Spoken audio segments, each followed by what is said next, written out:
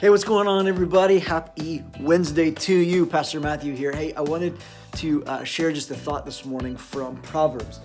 Proverbs 22, starting in verse 10 and verse 11. Check out these words. Drive out the mocker, and out goes strife. Quarrels and insults are ended. One who loves a pure heart and who speaks with grace will have a king for a friend. We want to find people who speak love and who speak grace. My coffee's proven. That's nice.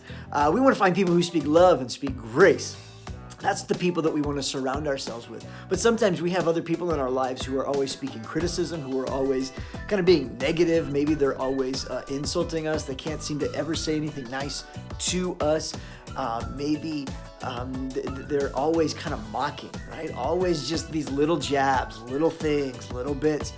I think what we want to do is create healthy boundaries. You know, we don't want to allow toxic people into our lives, and we definitely don't want to allow them into our heart because words matter. And when people say things, sometimes we play them over and over and over again, and we end up having these imaginary conversations with people that we never actually have, but we think that we have because it's just so vivid in our mind's eye.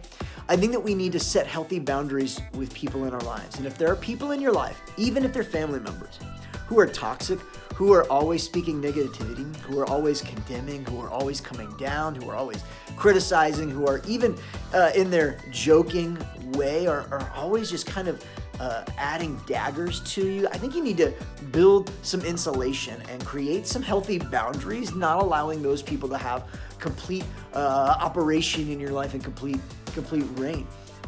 Think of it like this. In your email, there's something called a spam folder.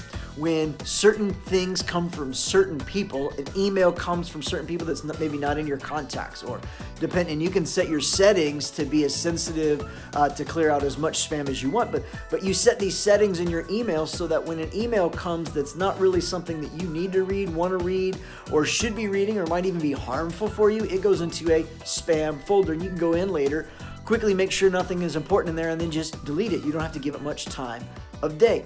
I think we need a spam folder for sometimes people's comments and their own thoughts in our lives, so that when certain things are said from certain people, maybe they are one of those kind of like mockers, right? I think that if that's the case, we need to come to a point where we say, hey, something's coming from this person. They're a toxic person. We've identified that.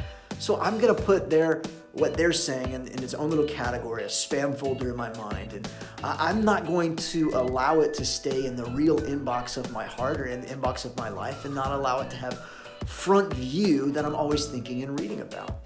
There's nothing wrong with that. Just some things, some people, some statements, they're just toxic. You need to have a boundary. Create a spam folder in your mind and in your heart, and not allow those things to have prominence in your heart and in your inbox. Well, my coffee's done, so I'm gonna grab some coffee. Hope today has helped you have a little bit of faith for today. Love you guys. We'll talk to you later.